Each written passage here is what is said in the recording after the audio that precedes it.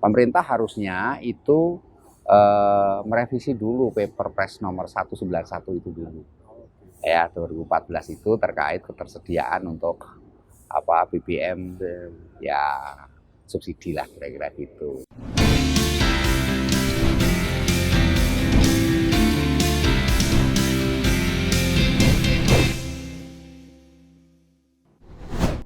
Selamat datang di program Podcast Talks edisi Pojok Energi Jorgi. Kali ini kita tidak di pojok, tetapi di sebuah taman yang rindang di salah satu kampus Trisakti, Jakarta Barat. Dengan saya ada Pak Trubus Rahadiansah, staf pengajar dari Fakultas Kebijakan Publik Trisakti. Terima kasih Pak sudah meluangkan waktu. Ya. Nah, kami jauh-jauh ke taman ini, jauh-jauh dan menikmati kembali situasi kampus Pak. Ya. Untuk bicara BBM Pak, ini diskusi BBM saya pikir juga ada di taman-taman kampus Pak. Iya. Dan sekarang kan 2 minggu ini BBM sepertinya menjadi trending, terlebih dengan pengumuman akhir pekan Pak. Akhir pekan. Siap-siap mau ke mall, naik tuh barang. Barang langsung. Pak, ini mungkin untuk pembukaan dulu ini. Ya. Ada banyak perdebatan, tetapi ya kita sudah ditentukan bahwa BBM itu naik. Ya. Tetapi kebijakan itu kebijakan terbaik untuk saat ini, Pak? Sebenarnya belum ya. Artinya ada banyak hal yang harus dipersiapkan oleh pemerintah. Bahwa kenaikan BBM itu suatu keniscayaan, ya.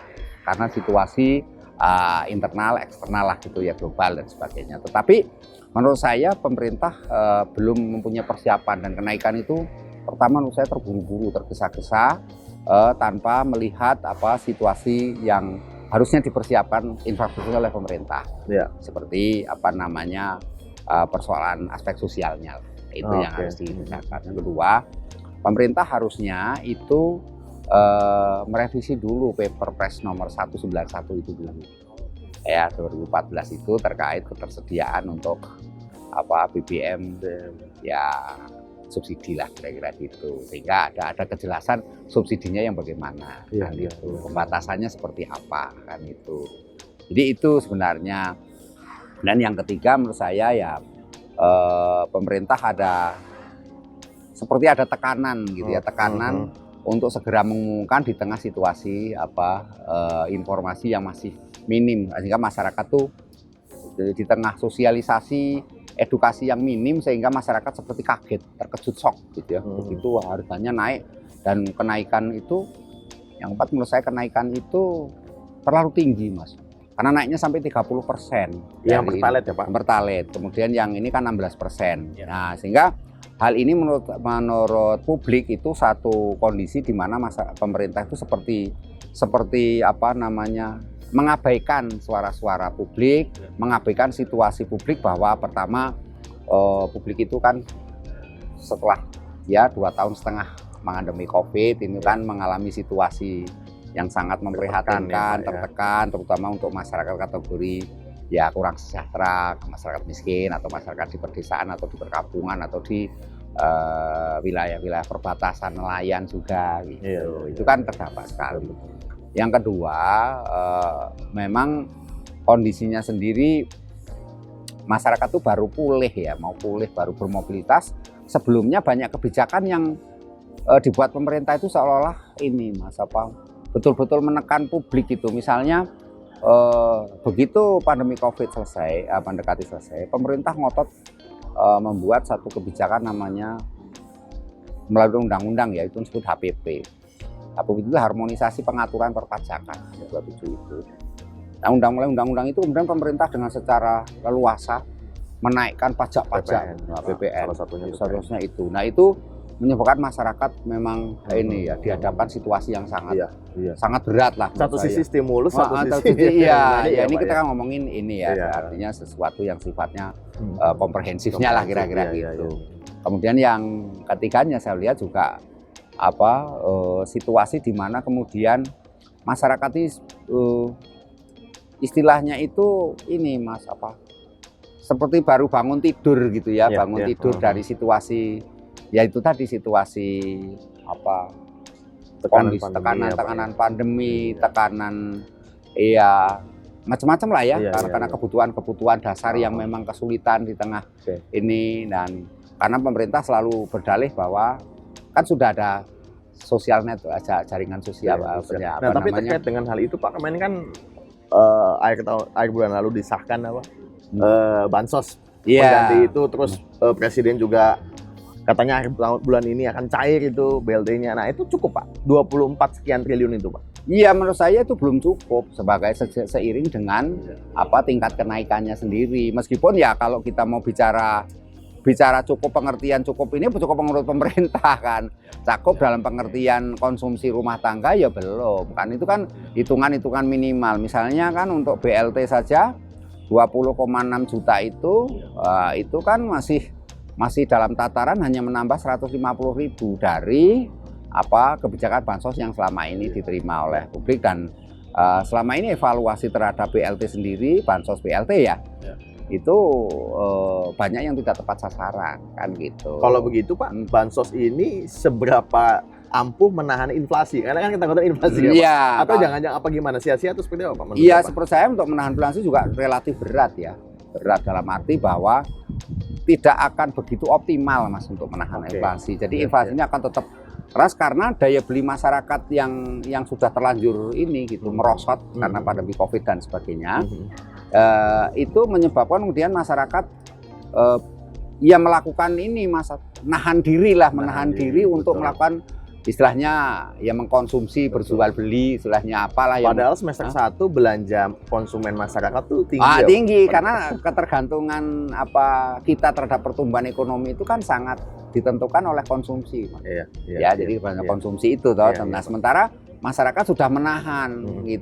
Hal ini dapat dibuktikan dari adanya ya pasar-pasar tradisional yang sepi misalnya, termasuk mal-mal juga sepi gitu, di antara mal-mal juga dalam kondisi ini, dan kita lihat banyak lapak-lapak yang posisinya juga kesulitan sampai ke tenan-tenan juga banyak mengalami. Kemarin salah satu pejabat pemerintah Pak bilang katanya sakitnya nggak bakal lama tuh Pak. Iya. Itu gimana Pak maksudnya? Sakitnya nggak lama tuh pengertiannya?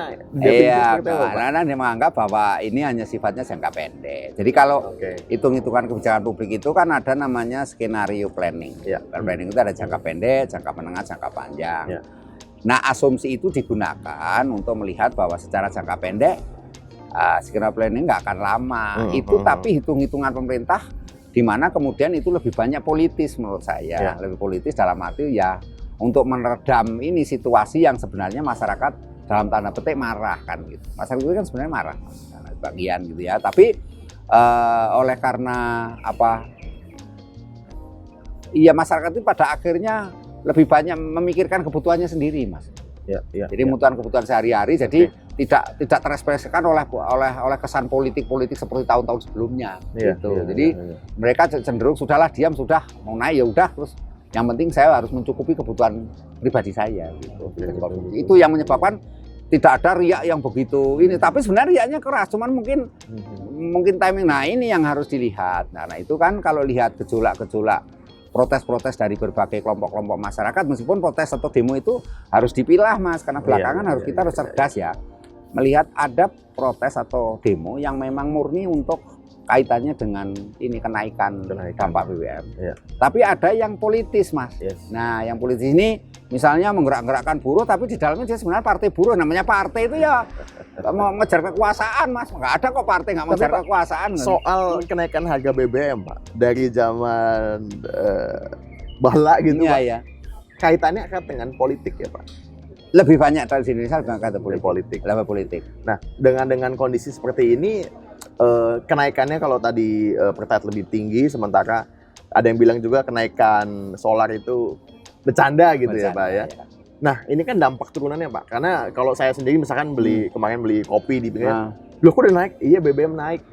Nah, yang mungkin yang sangat terdampak agak panjang dari supply chain-nya itu Pak ya. Iya. Jadi gini, cara berpikir pemerintah itu kan dampak yang terhitung atau yang diperhitungkan dari kenaikan BBM ini kan hanya pada sektor transportasi dan logistik Mas. Itu yang diasum pemerintah. Tapi pemerintah lupa bahwa ada yang sangat berat sekali, yaitu apa? Naiknya harga pangan. Oke. Nah, harga pangan ini yang menjadi problem terutama. Artinya ketika pangan Indonesia diperkirakan sampai ya akhir tahun ini, mungkin kondisinya aman-aman saja kalau bisa ini, tapi belum tentu juga kalau kemudian pemerintah tidak melakukan langkah-langkah kebijakan yang khusus. Jadi kenaikan ini berdampak kepada ini naiknya harga pangan, Mas. Yang paling berat itu di situ. Kalau mengenai moda transportasi itu tinggal menyesuaikan saja, kalau logistik ya tinggal menyesuaikan saja gitu. Tapi kalau pangan, ini ya makanya tadi yang you sampaikan contoh itu kan sebenarnya pangan itu. Ya kan, kenapa saya membeli kopi kok kemudian karena naik ya karena BBM naik. Itu kan sesuatu yang sifatnya sebenarnya ya rasional, gimana sih korelasinya kagak ada gitu ya, tapi ya itu yang terjadi di Indonesia itu gitu. yang menurut saya dampaknya lebih mengerikan ketimbang kenaikan harganya sendiri. Betul, Pak. Jadi kalau kenaikan harganya sendiri nggak terlalu kalau hitung-hitungan saya tidak mengerti isi hati pemerintah dalam konteks perhitungan strategi berapa lama. Tadi ada narasi tidak akan lama, lalu ada apa kata Pak Trubus adalah jaringan sosial, tetapi hingga akhir tahun, Pak. Iya. Ini akan seperti apa wajah perekonomian real masyarakat, Pak, kalau dengan melihat dinamika ini? Kalau lihat apa kenaikannya cukup tinggi, Mas, 30% ya, dan 16% untuk apa utama. Ini situasinya jelas ini, Mas, apa namanya? Ya tidak saja daya beli yang sangat ini ya, sangat mengalami kontraksi berat, tapi juga saya rasa ini, Mas, apa namanya? Bagaimana masyarakat kemudian berpikir mengenai survival of the fittest, Mas. Bagaimana dia mempertahankan diri akhirnya. Artinya di situ untuk bertahan itu macam-macam, Mas, bisa aja. Kemudian kalau positif ya mereka kemudian kerja keras bagaimana ini. Tapi kalau negatif kan jadinya kriminal. Kriminalitas gitu kan artinya. Jadi itu yang berdampak dalam ke depan ini situasinya ini. Kalau kemudian ini taruhlah misalnya demo-demo ini nanti dibiarkan saja. Apa yang terjadi? Ya itu munculnya apa? Yang ke arah yang disebut ini public distrust. Karena akan berpengaruh pada 2024, di mana kemudian konstelasi politik 2024 itu adalah konstelasi di mana persaingan, kan politik nih persaingannya, di mana kemudian partai-partai politik yang mungkin pendatang newcomer sekarang lagi ini, Mas, nyari panggung, sikapnya tegas ya, Pak. Tegas. Kemarin kita lihat itu. Kan jelas kalau untuk kelihatan kokoh harus begini harus begini. Tapi saya lihat apa terlalu ini, Mas, terlalu ya orang Jawa itu ngetarani, tapi terlalu kelihatan nampak kepolitikannya itu sebenarnya yang harus ditampilkan menurut saya pencitraannya lebih kepada bagaimana mengangkat ini namanya masyarakat. Karena gini, 40% masyarakat kita bisa beradaptasi. Yang 60% nggak bisa. 60% itu 30%-nya saya duga itu sangat berat sekali, Mas. Untuk makan, untuk ini nggak bisa, untuk inilah itu. Bahasa pemerintah berarti yang 20% pengguna BBM subsidi ini, karena kan katanya 80 ini kan orang mampu, orang kaya ya, Pak. Berarti yang 20% ini yang harus kita perhatikan. Oh iya dong. Ya, Pak, ya? Iya, ini kan satu nis atau relung ya, di mana sebenarnya ini masyarakat yang kalau bahasa pemerintah masyarakat rentan, tapi sebenarnya bukan masyarakat rentan, ini masyarakat yang dalam posisi ini survival of the fittest tadi. Gitu. Lalu Pak, kalau belajar dari kebijakan publik ini mungkin edukasi buat publik juga melihat, karena kan isu APBN suffer mengenai harga minyak kan sudah dari tahun lalu tuh, Pak. Oh iya. Narasinya itu dibangun. Pak Jokowi berapa kali bicara mengenai untung APBN kita sampai kapan, bahasanya seperti itu ya, Pak ya. Iya. Nah, lalu kita belajar juga nanti sisanya jebol APBN, terus ada kuota, ada isu pembatasan segala macam. Nah, bagaimana Pak supaya selain kita tertekan dalam Pak Trubus tadi sampaikan masyarakat tertekan, nggak was-was juga, karena kan was-was akhirnya panik buying, Pak. Betul, jadi panik kan. Nah, itu gimana Pak evaluasi kita untuk ke depan ini? Iya, menurut saya ini narasi-narasi yang dibangun pemerintah ini kan kemudian tumbuh kepada satu pemahaman publik bahwa kenaikan ini hanya ini dalih pemerintah untuk melakukan ya semacam ini ya, melakukan kalau saya melihat sih lebih kayak tambah lubang, Pak. Tambah lubang kayak gitu. Jadi melakukan kayak kebohongan publik sebenarnya. Mana kemudian kayak amulah apa kayak gimmick gitu loh Mas. Ya, Kan mengatakan gini, kalau kan berkali-kali mengatakan begini pemerintah, kita tingkat pertumbuhannya baik. Ya. Setelah pandemi COVID 5,2%, bahkan kalau kita bertahan sampai tahun 2035 Indonesia teratas itu di negeri. Iya. Tapi ujung-ujungnya kok BBM naik, Iya. BBM masih naik gitu loh Mas. Ini yang kemudian melihat yang tertahan itu cuma satu Mas yang digagalkan pemerintah, kenaikan tarif ojol. Nah, yang lainnya kan udah Mas. Ini bagusan saja Pak ya. Bagusan saja diumumkan ini kenaikan. Iya. Nah, tapi kalau bicara narasi positif setelah pandemi, beberapa hal makroekonomi kita kayaknya dinarasikan baik Pak. Oh iya. Misalkan inflasi, kita lihat Turki, Brazil, betul, segala macam. Iya. Krisis energi kita iya. juga katanya juga ada dampak positif, terus Rusia, Ukraina juga kita merasakan positifnya. Tapi dari sisi dampak BBM ini kenaikan, bahasanya kan Pak, apakah nanti zona nyaman yang selama ini setelah pandemi ini kayaknya masih banyak hal yang harus dipikirkan. Kalau tadi mengutip Pak Trubus soal habis kita suffer 2 tahun 3 tahun belakang setelah pandemi. Nah, hari ini ada juga isu meskipun dinaikkan APBN tetap jebol ya Pak ya, karena biaya subsidi sampai 600-an triliun itu. Iya. Kalaupun dinaikkan, tetap aja istilahnya bukan jebol ya bahasa apa, ini ya, tapi meluber ya Pak. Gonjang ganjing. Gonjang ganjing. Tapi gini Pak, ada kan? ICP juga turun ya Pak. ICP turun. Meskipun kita nggak tahu, tapi misalkan dia turun ya. dilalah. Kalau Bu Sri Mulyani bilang, kalau walaupun sampai $85 per barrel, rata-rata per tahun masih di atas 90 sekian gitu. Ya. Nah itu gimana nanti? Kan kalau udah naik turunnya kan kita agak pusing ya Pak.